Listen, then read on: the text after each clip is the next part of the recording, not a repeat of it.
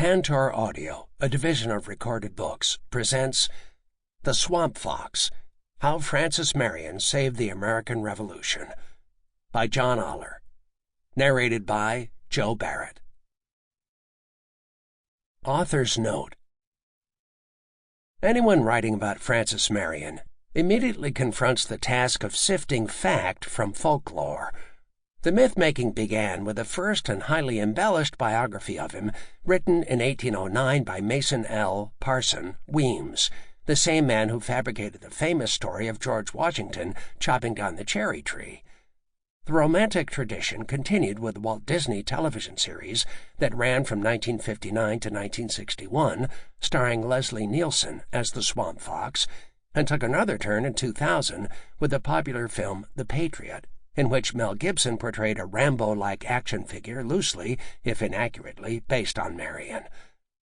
As stated on an interpretive marker at Marion's gravesite in Pineville, South Carolina, much about the Swamp Fox remains obscured by legend, even though his achievements are significant and real. Beyond the more blatant fictionalizations of Marion's life, the original documentary sources are often fragmentary and conflicting. For example, was there an ambush at Blue Savannah? Was Marion actually present at Lower Bridge? I have tried to synthesize the various sources to arrive at sound conclusions as to what most likely happened, making use of much new information that has come to light since the last major Marion biography in 1973, including scholarly research, archaeological findings, pension records, military rosters, and genealogies, not to mention the Internet. Some terminology for listeners not steeped in American Revolutionary War history and geography, for those unfamiliar with South Carolina, as I once was, may be helpful at the outset. Terminology. In describing those Americans who fought for or otherwise sided with the cause of colonial independence from Great Britain during the Revolutionary War, I use the terms patriots, Whigs, and rebels more or less interchangeably. Those who remained loyal to the British Crown are referred to as Tories, Loyalists, or sometimes Kingsmen or Friends. Where the context is clear, I also use Americans to refer to the Patriot side, even though the Tories were Americans too. Trained, uniformed, full-time soldiers who fought in the American Continental Army are described as Continentals or Regulars. Their British Army counterparts are Redcoats or British Regulars. The American militia, also known as partisans, were amateur, unpaid soldiers who furnished their own horses, hunting rifles, and ammunition. Some historians take pains to distinguish between the state-regulated militia and the purely volunteer partisans, but for much of the period in question here, 1780 to 1782, there was little or no distinction between the two. Another group of South Carolina soldiers were the so-called state troops, who were raised in 1781 for more definite terms of service. On the Loyalist side, there were two groups of soldiers: the Loyalists, or Royal Militia, or just militia, and the Provincials. In the Southern theater of war, the Tory militia operated essentially like the American militia, partisans, and were generally Southern-born and bred. The provincial soldiers were trained and paid by the British, and often were commanded by British regular army officers. Most of the provincials were recruited from among American Tories living in the North, particularly the pro-British areas of New York, New Jersey, and parts of Pennsylvania. Geography. The South Carolina Low Country is usually defined as the area within 50 miles of the Atlantic coast, parallel to the two largest port towns, Charleston and Georgetown. Everything else is the back country, or up country, although the latter term is sometimes reserved for the mountainous region in the northwestern tip of the state, near the original land of the Cherokees. Of the three great partisan leaders in South Carolina, Francis Marion operated mostly in the eastern third of the state, encompassing the low country and portions of the back country.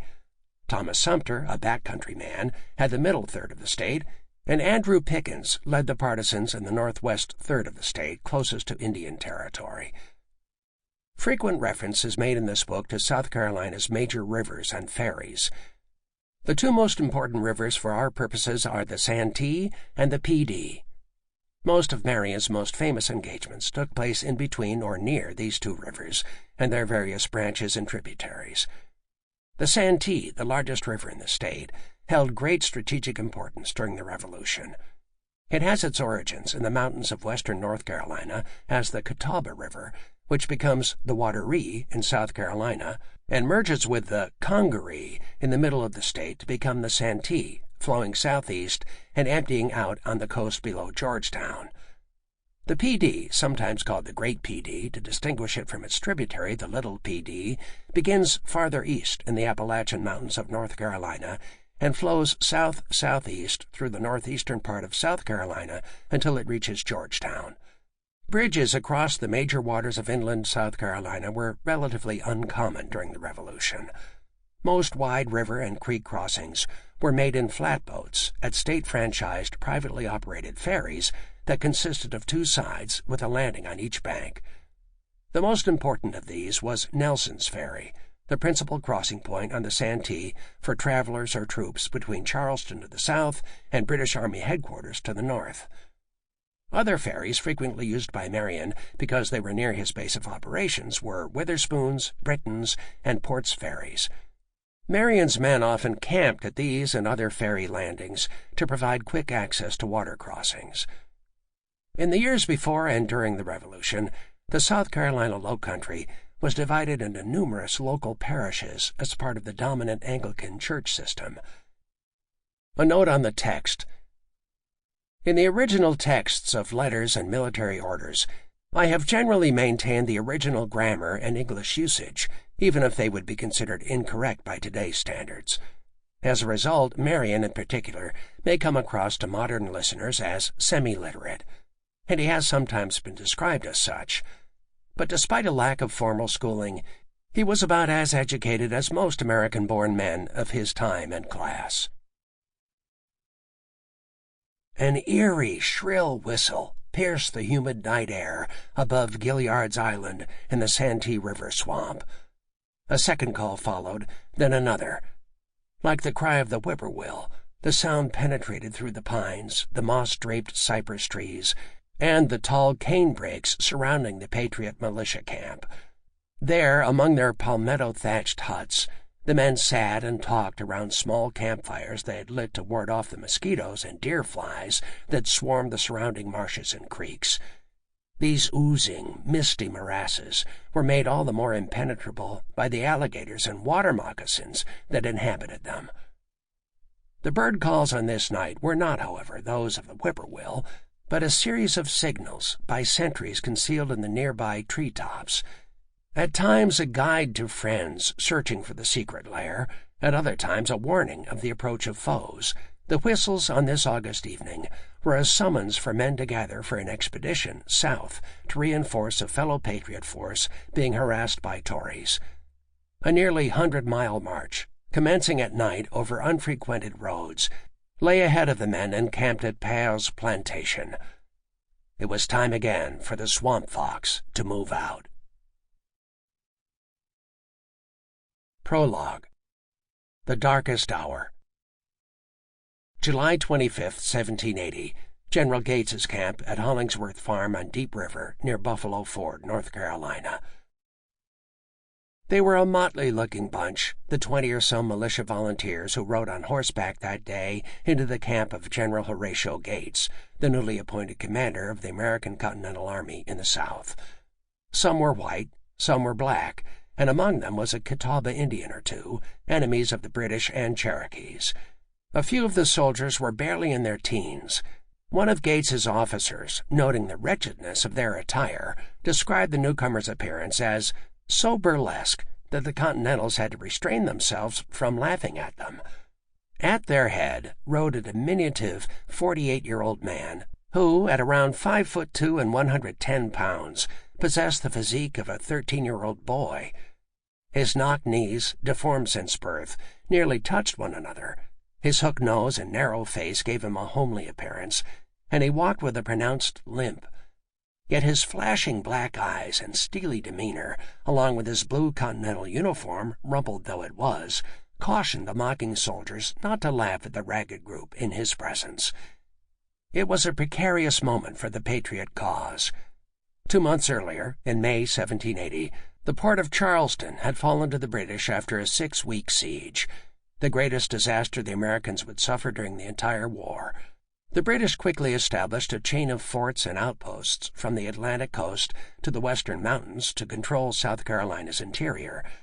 They planned to roll up through the Carolinas and Virginia one by one and eventually trap George Washington between New York and the Redcoat advance from the south, finally ending the rebellion.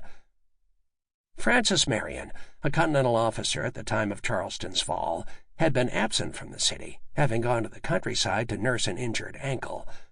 According to legend, he fractured it when he leapt from a second-story window to escape an officers' dinner party in downtown Charleston shortly before the siege began. By 18th-century custom, the host had locked all the doors to prevent the guests from leaving before the merriment was over. Marion, a light drinker at best, looked for a way out and jumped. A reckless act at the time, if true, it proved to be one of those lucky quirks of history. After the British captured the city, and realizing he was a marked man in British eyes, Marion hid out among friends and relatives' plantations along the Santee River in South Carolina's Low Country. He was accompanied by his faithful African-American body servant, valet, a slave named Oscar, who went by the nickname Buddy. Marion's mentor, General William Moultrie, wrote that Marion was so lame he was obliged to skulk about from house to house among his friends, sometimes hiding in the bushes. As his ankle improved, he then crept out by degree and began to collect a few friends, and when he got 10 or 12 together, he ventured out. In early July, Marion rode with his dozen followers to Cox's Mill, North Carolina, near present-day Ramseur, to offer his services to the Southern Continental Army. The Army's interim commander, the German-born, nearly 60-year-old Johann Culp, had recently arrived there with 1,400 men. Culp, self-christened Baron de Culp, was not a nobleman, but rather a soldier of fortune, serving in the French army as a protégé of Lafayette. In April, Washington had sent him south from New Jersey to offer relief to Charleston, but on the way de Culp learned that the city had already fallen.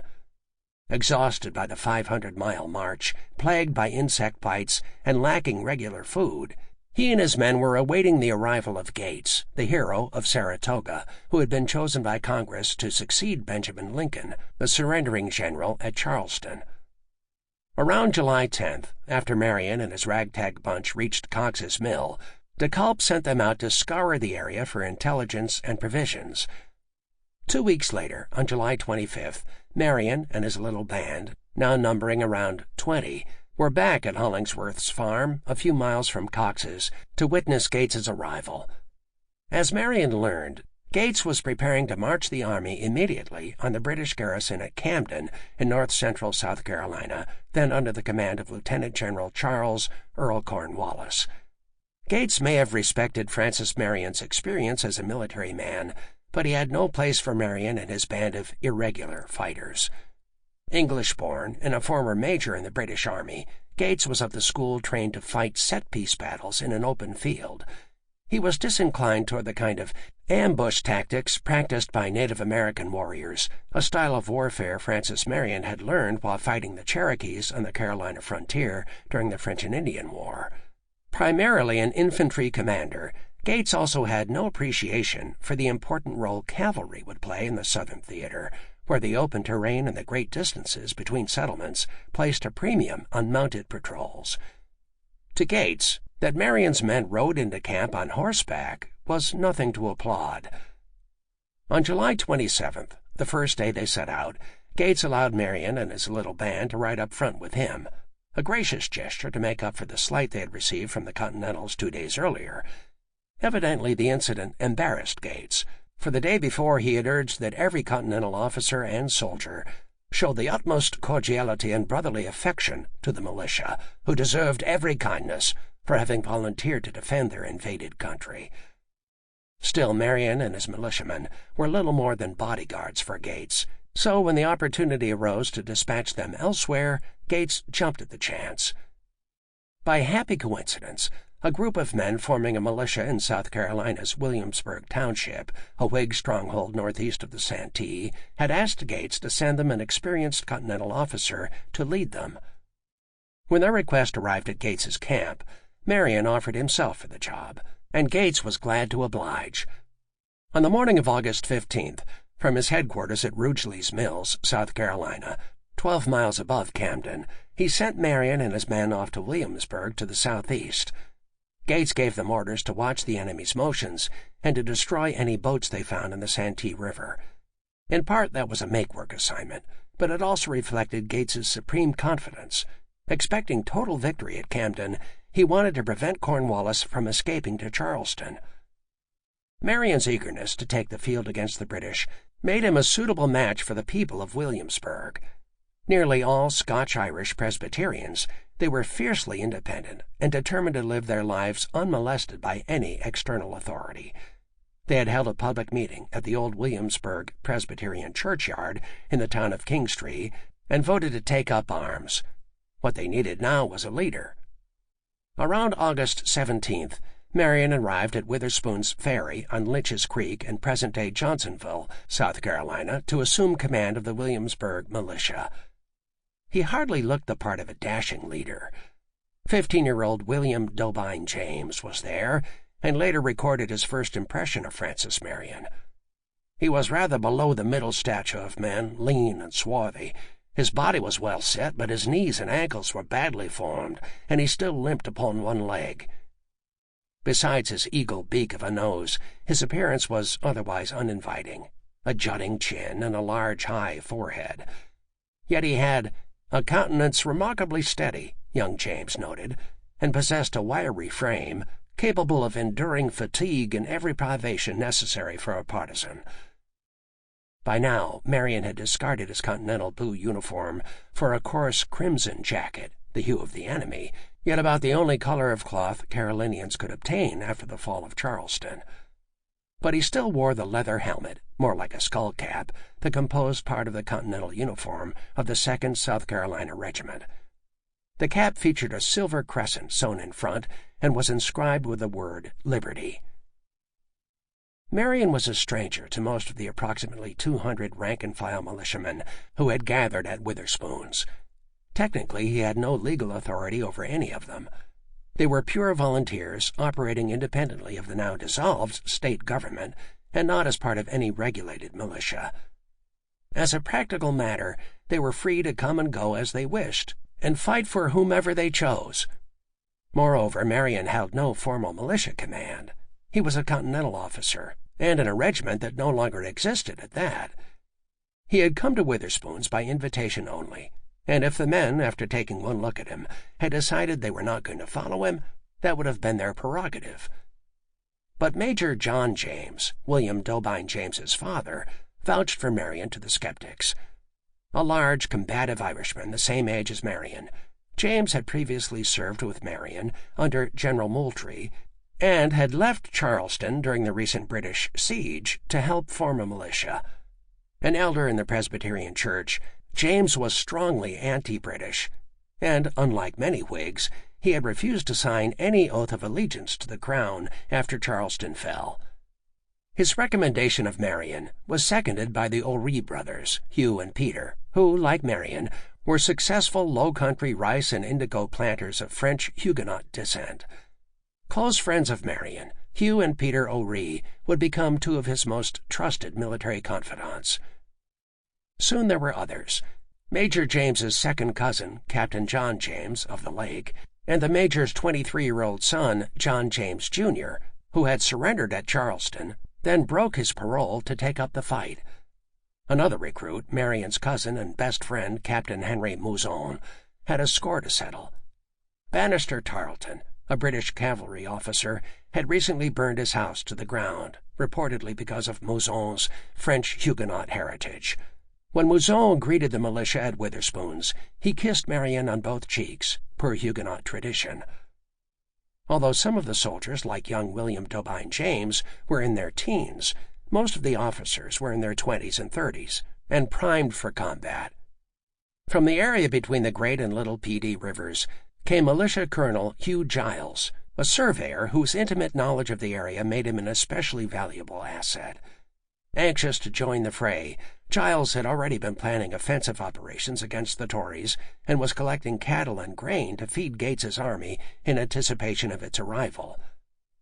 The Berkeley County militia supplied Captain William McCottry, an expert marksman whose company would gain renown as McCottry's Rifles.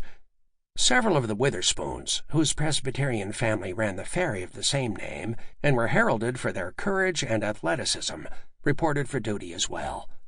John Irvin, a rabid and daring 26-year-old patriot who had married a Witherspoon, answered the call and became one of the youngest colonels in the Revolution. 20-year-old Thomas Waddies had joined the Continental Army in 1775 out of the University of Pennsylvania, where he had headed a company formed by his fellow students. He was soon captured on a mission to England and upon his release 4 years later made his way to Paris, where he befriended Benjamin Franklin, who helped him get back to his native South Carolina. He joined Marion after the fall of Charleston and was made a captain. Then there were the Postel brothers, John and James, from the Georgetown area, who became known for taking on the most challenging assignments. These men would form the nucleus of Marion's brigade, a mixture of Huguenot plantation owners from the Santee region and Scotch-Irish small farmers of the Pd. Major John James, who knew the character of his Scotch-Irish kinsman, was astute in recommending Marion to lead them. Being a Huguenot and an outsider, Marion would arouse no jealousies on the part of the Scottish clan leaders, who had a habit of arguing with each other. Marion's taciturn nature also helped secure the men's respect. He was a doer, not a talker. Moreover, they would see him endure all they suffered, including sleeping unsheltered from the winter cold and rain, and risking the malaria and yellow fever brought by swamp-dwelling mosquitoes each summer. And so, from the day he took command, his brigade became a sort of spiritual fraternity that would be compared to Robin Hood of Sherwood Forest and his merry men. Like the outlaw band of legend, Marion and his men would use guerrilla tactics to attack the ruling order from secret hideaways before melting back into the forest or swamp. They knew the terrain, as the British did not, had an excellent spy network, and were by far the superior horsemen. Marion's highly mobile brigade would inflict losses on the enemy that were individually small, but cumulatively a large drain on British resources and morale. Immediately upon taking command, Marion dispatched Peter O'Ree and 3 or 4 companies of men to the lower Santee River, with orders to burn all the boats and canoes there to prevent anyone from crossing. Meanwhile, Marion took the rest of his men west from Witherspoon's to begin destroying boats along the upper Santee. On August 19th, while camped along the river, Marion received the shattering news that on August 16th, the day after Gates had sent him off to Williamsburg, Gates's army had been routed by Cornwallis at Camden. During the battle, almost 2,500 Virginia and North Carolina militia, constituting the bulk of Gates's force that day, threw down their weapons and fled at the first sight of the British lines charging them with fixed bayonets. Gates had foolishly placed his greenest militia recruits, who had never stared down the approach of cold, shining steel, on the American left to face the British right, which, by tradition, consisted of its most highly trained, professional soldiers. It hadn't helped that Gates's men were half-starved. During the trek to Camden, some had been reduced to using their hair powder to thicken soup. They had also marched all night before the battle after a hurried dinner of lean beef, half-baked bread, mush, and molasses. The inedible concoction brought on such diarrhea that the men broke ranks during the march to relieve themselves, and went into the oppressively hot August conflict exhausted and dehydrated. Among the casualties from the battle was Baron de Kalb, who was wounded 11 times and died 3 days later. There was one highly prominent survivor, Horatio Gates. Instead of falling on his sword, as honor might have suggested, Gates had exited the field in panic on a swift horse and galloped nearly 200 miles in 3 days, barely pausing until he had reached safety in Hillsborough, North Carolina. Widely accused of cowardice, Gates saw his military career effectively come to an end. The Battle of Camden marked the second time in 3 months that the Continental Army in the South was decimated. Then came more bad news. On August 18th, 2 days after Gates's trouncing at Camden, Thomas Sumter's company of 800 partisans had been surprised and overwhelmed by Banastre Tarleton's smaller force of 160 at Fishing Creek, 4 miles above Camden. Sumter himself was literally caught napping and half-clothed before barely escaping on an unsaddled horse. Like Gates, he fled across the North Carolina border, his men scattering to the 4 winds. Although Sumter's and other partisan bands had won a series of skirmishes against the British and their Tory allies over the previous couple of months in the Carolina backcountry, the twin disasters at Camden and Fishing Creek largely dissipated those small gains.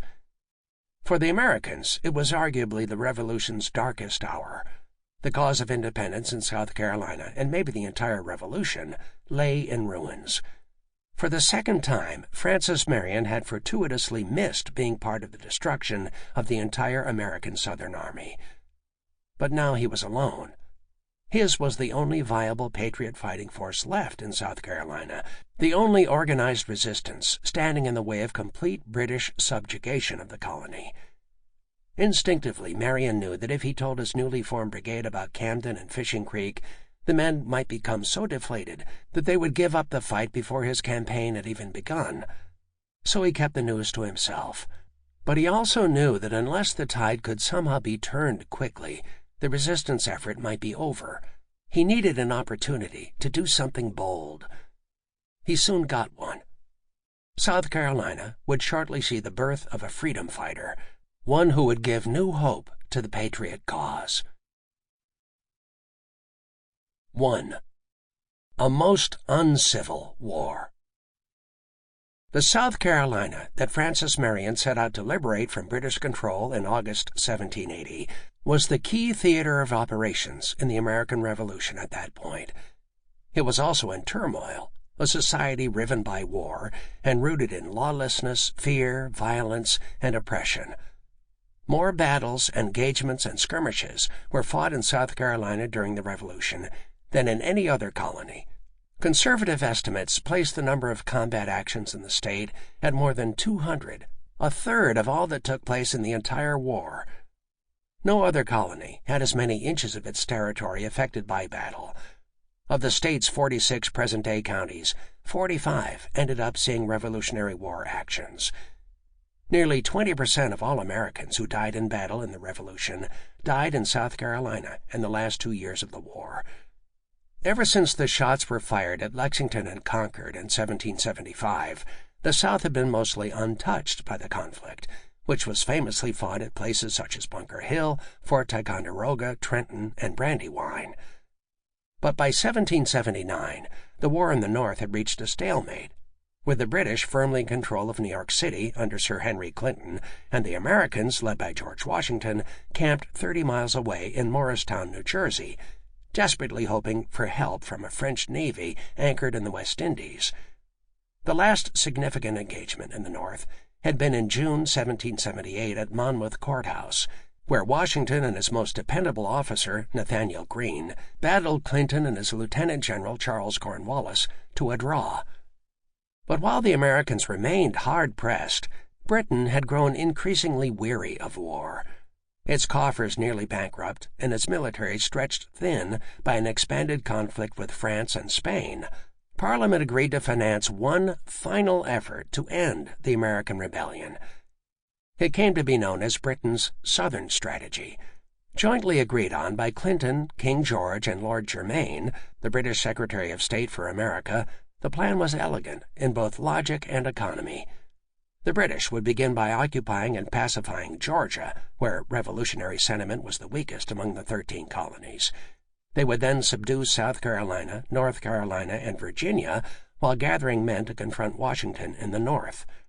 The linchpin of the strategy was the belief, encouraged by American loyalist exiles in London, that the South, never as fervent for independence as New England to begin with, was teeming with loyalists who would rise up in arms against the rebels once the British Army arrived to support them. Parliament saw a way to save money and British lives by having loyal colonial subjects do much of the fighting themselves, a plan to Americanize the war, similar in concept to the Vietnamization policy adopted by the U.S. government in Southeast Asia almost 200 years later. At the very least, Britain figured, by conquering the South, it would retain several valuable colonies, even if it had to let the northern ones go.